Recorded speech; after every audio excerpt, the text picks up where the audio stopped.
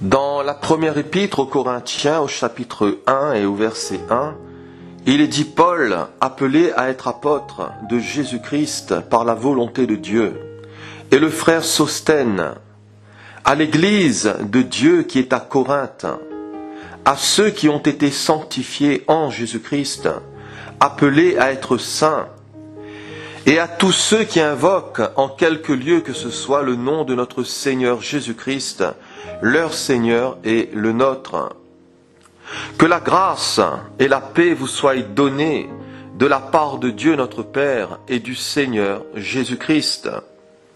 Je rends à mon Dieu de continuelles actions de grâce à votre sujet pour la grâce de Dieu qui vous a été accordée en Jésus-Christ. Car en lui vous avez été comblés de toutes les richesses qui concernent la parole et la connaissance, le témoignage de Christ ayant été solidement établi parmi vous, de sorte qu'il ne vous manque aucun don dans l'attente où vous êtes de la manifestation de notre Seigneur Jésus-Christ. Il vous affermira aussi jusqu'à la fin, pour que vous soyez irréprochables au jour de notre Seigneur Jésus-Christ. Dieu est fidèle, lui qui vous a appelé à la communion de son Fils Jésus-Christ, notre Seigneur. Amen. L'auteur ici de cette épître, c'est l'apôtre Paul. Paul, traduit aussi par Paulos ou Shaoul. Bien que son nom signifie petit, bien que son nom signifie faible, il fut le plus fameux des apôtres. Il écrivit une grande partie du Nouveau Testament, les 13 épîtres pauliniennes. Apôtre des gentils, des non-juifs, ou encore l'apôtre des nations, Galates chapitre 2 verset 7. Il connaissait l'araméen, l'hébreu et le grec. Il était apparemment de famille aisée, puisqu'elle possédait le droit de cité romain, ce qui ne l'a pas empêché d'apprendre un métier manuel, puisqu'il fabriquait des tentes. Acte 18, verset 3. Persécuteur de l'Église, il en est devenu le défenseur, l'apôtre Paul. C'est au cours de son deuxième voyage missionnaire, environ l'an 50 à 52 après Jésus-Christ, que Paul s'est rendu à Corinthe, où il est resté 18 mois, c'est-à-dire 1 an et demi. Acte 18, verset 11. À Corinthe, le Seigneur avait aussi un peuple nombreux dans cette ville. Acte 18, verset 10. Paul était ainsi un homme de vision, car il avait saisi la valeur stratégique de cette ville pour l'évangile. Corinthe, capitale de la province d'Achaïe, avait une situation magnifique pour le commerce et pour les communications. À Corinthe, il s'y trouvait des Grecs, des fonctionnaires romains, des hommes d'affaires et des gens du Proche-Orient, y compris de nombreux Juifs. Et très vite, l'apôtre Paul comprit qu'avec le grand nombre d'allées et venues, ce qui serait prêché là serait rapidement répandu au loin dans toutes les directions et parmi les populations de tout genre et de toutes conditions. Les possibilités offertes. Question, sachons-nous toujours les exploiter? De quelle vision sommes-nous animés? Dans Acte 23, verset 11, le Seigneur dira à Paul, « Prends courage, car de même que tu as rendu témoignage de moi dans Jérusalem, il faut aussi que tu rendes témoignage dans Rome. Et dans l'évangélisation des âmes, il faut du courage. Tarseo en grec, avoir du courage, qui signifie aussi avoir confiance. Jésus dira, prenez courage, j'ai vaincu le monde, ayez confiance en moi. Courage, l'origine de ce mot parent de Thrasos, qui signifie audacieux. Et Paul était quelqu'un qui avait de l'audace, il était hardi, il osait. C'était quelqu'un de brave et de déterminé, de motivé pour l'évangile et pour la diffusion de l'évangile. Si Corinthe était une ville stratégique pour l'évangélisation, à Corinthe, Dieu avait aussi établi son Église. Au verset 1, Paul, appelé à être apôtre de Jésus-Christ par la volonté de Dieu, et le frère Sosthène à l'Église de Dieu qui est à Corinthe, à l'Église de Dieu qui est à Corinthe, et non pas aux églises de Dieu qui sont à Corinthe. La limite de l'Église, c'est la ville. Une ville, une église, une église, une ville. Tel est le principe scripturaire, tel est le principe selon les Écritures, tel est le principe biblique. Jamais vous ne verrez l'Église dans le Nouveau Testament divisée, et divisée en une multitude de religions. Jamais vous ne verrez l'Église dans le Nouveau Testament divisée en une multitude de dénominations ou de panneaux. Dans toute la Bible, nous ne trouvons aucun nom relatif à une Église si ce n'est le nom d'un lieu. Nous avons comme exemple l'Église de Jérusalem, l'Église de Thessalonique. Dans le livre de l'Apocalypse, il nous est parlé de l'église d'Éphèse, de Smyrne, l'église de Pergame, de Thyatire, l'église de Sardes, de Philadelphie et de Laodicée. Le seul nom, c'est le nom de la ville. Tout autre principe de base ou tout autre principe de division viennent de l'homme, viennent de la chair. Je peux changer d'église. Pour changer d'église, je dois tout simplement déménager et habiter dans une autre ville, habiter dans une autre localité. Et je deviens membre de l'église de la ville où j'habite. Tous les croyants d'un même lieu forment l'église de ce lieu. Et si l'église dans cette ville, elle est petite, si elle comporte environ 10 membres, une maison sera suffisante. Par contre, si elle se multiplie et plus que le nombre augmente, plus que les lieux de prière, plus que les maisons augmentent. L'Église dans le Nouveau Testament n'est ni un bâtiment, ni un système, mais le rassemblement de l'ensemble du peuple de Dieu dans une localité, dans une ville. La Bible ne nous parle pas d'église nationale. La Bible ne nous parle pas d'église départementale. Au temps des apôtres, les villes étaient les limites des églises.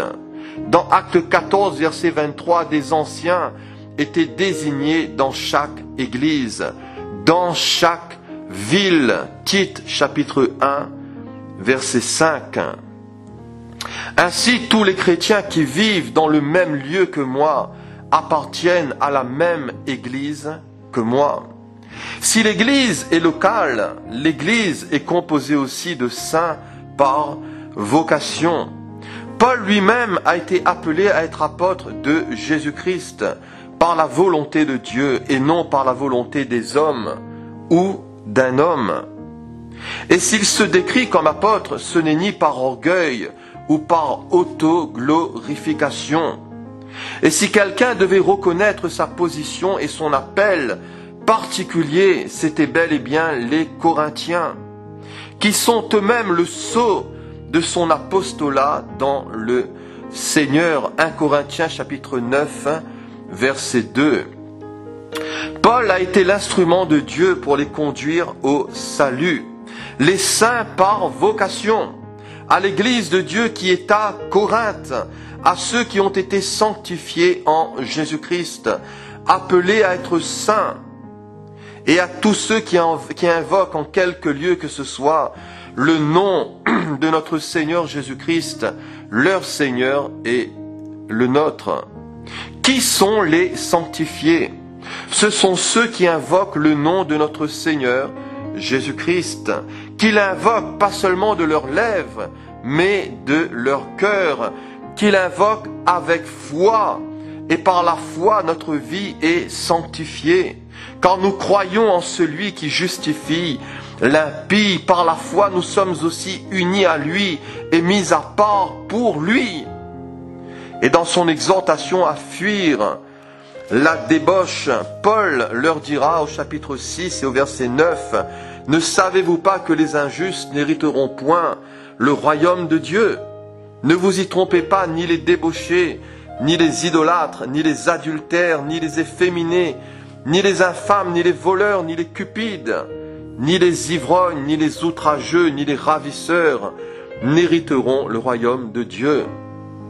Et c'est là ce que vous étiez, quelques-uns d'entre vous, mais vous avez été lavés, mais vous avez été sanctifiés, mais vous avez été justifiés au nom du Seigneur Jésus-Christ et par l'Esprit de notre Dieu. Alléluia. La Bible nous parle d'une sainteté de position et d'une sainteté pratique. Et si nous n'avons pas été lavés, si nous n'avons pas été sanctifiés, justifiés, nous ne pouvons mener une vie sainte. Les croyants de Corinthe sont saints aux yeux de Dieu, en dépit de leur écart de conduite. Les croyants de Corinthe sont saints aux yeux de Dieu, en dépit de leur manque de maturité spirituelle. Et tout croyant en Jésus-Christ, qu'il soit dirigeant ou dirigé, est quelqu'un de mis à part. Et la sainteté en tant que position ne dépend des œuvres, mais de son œuvre à lui. Hébreux 2, verset 11, « Car celui qui sanctifie et ceux qui sont sanctifiés sont tous issus d'un seul. » Comme chrétiens, nous devons tous vivre une vie sanctifiée. Comme chrétiens, nous devons tous vivre une vie séparée et consacrée. Mais n'oublions jamais que la justification n'est pas un processus, mais une déclaration. Si l'Église est locale, si l'Église, ce sont les saints par vocation, quels sont les bienfaits de Dieu accordés à l'Église? C'est la grâce et la paix au verset 3. Que la grâce et la paix vous soient données de la part de Dieu notre Père et du Seigneur Jésus-Christ. La grâce, c'est la faveur et la paix, c'est l'un de ses fruits. Et dans l'origine de ce mot grâce, il y a cette notion de se réjouir, d'être heureux. Dans l'origine de ce mot grâce, il y a cette notion d'être bien, de prospérer, d'être joyeux, d'être dans l'allégresse. Et heureux celui à qui la transgression est remise, à qui le péché est pardonné. Notre condition spirituelle est-elle gouvernée par la grâce? Est-elle gouvernée par la réception du pardon des péchés, par la réception du salut en Christ, de l'espérance en Christ, de la résurrection, de notre nom écrit dans les cieux? Comme Jésus avait dit à ses disciples, cependant, ne vous réjouissez pas de ce que les esprits vous sont soumis, mais réjouissez-vous de ce que vos noms sont écrits dans les cieux. Alléluia! Si l'Église est locale, si l'Église ce sont les saints par vocation, si l'Église est soutenue par la grâce et la paix, l'Église doit vivre aussi dans une perpétuelle reconnaissance. Et Paul ne cessait de rendre grâce à Dieu pour ses frères et sœurs. Au verset 4, « Je rends à mon Dieu de continuelles actions de grâce à votre sujet pour la grâce de Dieu qui vous a été accordée en Jésus-Christ. » Paul se souvient toujours de ce que Dieu fait. Et même lorsque le témoignage vécu des chrétiens est faible, même lorsque le témoignage vécu des chrétiens laisse fort à désirer, l'apôtre pouvait au moins remercier Dieu pour ce qu'il avait fait en leur faveur. Les Corinthiens n'étaient pas ce qu'on pourrait appeler des chrétiens spirituels, mais Paul peut au moins être reconnaissant à Dieu pour la grâce qui leur a été octroyée et accordée dans le Christ Jésus.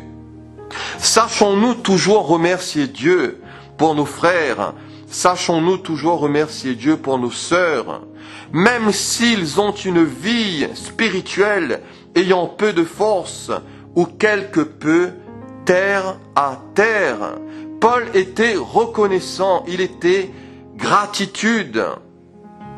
Et les actions de grâce dans la Bible sont ordonnées. Éphésiens 5, verset 20.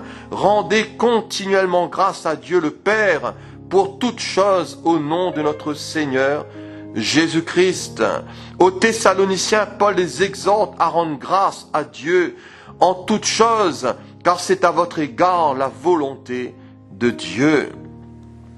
Bien-aimés, sachons toujours remercier Dieu pour tout.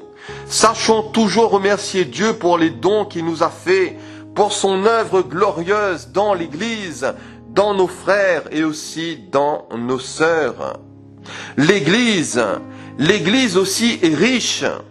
Au verset 6, « Car en lui vous avez été comblés de toutes les richesses qui concernent la parole et la connaissance, le témoignage de Christ ayant été solidement établi parmi vous, de sorte qu'il ne vous manque aucun don. » Tout au long de notre vie terrestre, Dieu nous dispense un trésor continuel de richesse. Sa divine puissance nous a donné tout ce qui contribue à la vie et à la piété. Et dans l'épître aux Colossiens, il est dit que vous avez tout pleinement en lui. Ces richesses sont durables. Proverbe 8, verset 18. Ces richesses sont insondables. Éphésiens 3, verset 8. Elles sont plus précieuses que les richesses terrestres. Hébreux chapitre 11, verset 26. Elles font partie de l'héritage des élus. Et Dieu n'a-t-il pas choisi les pauvres selon le monde pour qu'ils soient riches en la foi et héritiers du royaume qu'il a promis à ceux qu'il aime? Ces richesses doivent être découvertes aussi au moyen de la vision spirituelle.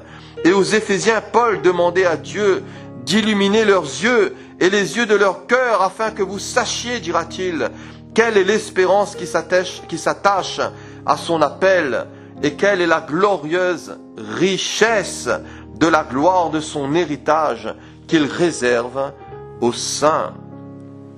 Parmi les richesses les plus importantes que nous avons en Christ, il y a toutes celles qui concernent la parole et la connaissance. Et pour être efficace dans notre témoignage, nous devons réclamer et utiliser la connaissance que Dieu nous offre. Nous devons dévorer, absorber la connaissance divine pour qu'elle devienne vivante et efficace en nous.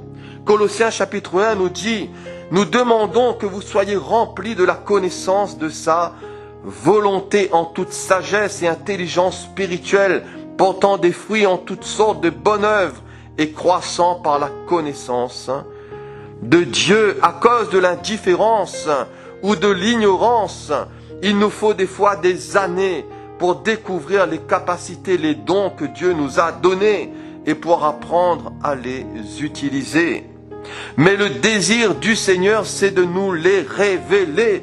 Le désir du Seigneur, c'est de nous les montrer et c'est aussi de nous qualifier. Le désir de Dieu, c'est de nous faire toujours triompher en Christ et de répandre par nous et en tout lieu l'odeur de sa connaissance. Alléluia. Si l'Église est riche, l'Église possède un seul fondement, qui est Christ. Au verset 6, le témoignage de Christ ayant été solidement établi parmi vous. Dans 1 Corinthiens chapitre 3, Paul dira que j'ai posé le fondement comme un sage architecte et un autre bâtit dessus, mais que chacun prenne garde à la manière dont il bâtit dessus, car personne ne peut poser un autre fondement que celui qui a été posé, à savoir Jésus-Christ. Le but de toute la parole, c'est de rendre témoignage à Christ.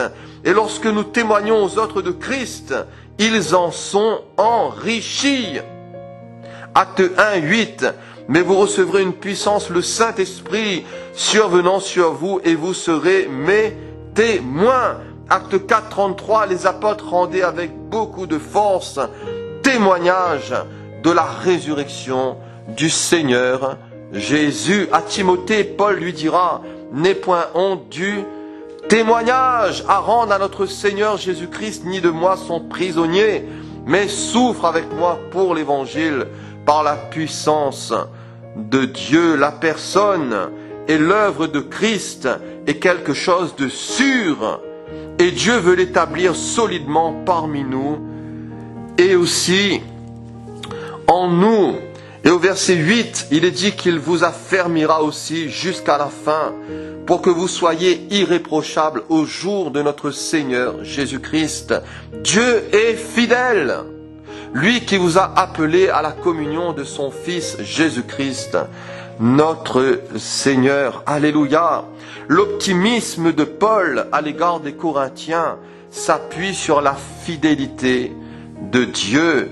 Il nous rend forts et nous maintient forts dans l'union avec Jésus-Christ. Il nous affermira jusqu'à la fin, jusqu'à la terminaison, pour que nous soyons irréprochables au jour de notre Seigneur Jésus-Christ. L'espérance du chrétien, le meilleur est à venir. Et si dans le passé, Dieu nous a comblés de sa grâce, si dans le présent, Dieu nous comble de sa grâce, dans l'avenir, il mettra le comble à sa grâce. Notre plus grande joie, c'est d'anticiper cette grâce par la foi, car nous nous réjouissons en espérance. Nous veillons, nous prions en attendant et en espérant le retour du Seigneur. Alléluia! La Bible nous dit que sa venue est aussi certaine que celle de l'aurore. Encore un tout petit peu de temps. Celui qui doit venir viendra et il ne tardera pas. Et Jésus revient bientôt, il est à la porte. Et mon juste vivra par la foi. Mais s'il se retire, mon âme ne prend pas plaisir en lui. Nous ne sommes pas de ceux qui se retirent pour se perdre, mais de ceux qui ont la foi pour sauver leur âme. Alléluia. Pour terminer, pour conclure, l'Église, c'est elle qui verra Dieu. Et que ce soit l'enlèvement ou l'avènement, nous serons avec lui. Nous régnerons pour toujours avec lui. Alléluia. Que Dieu vous bénisse tous dans le nom puissant de Jésus. Amen.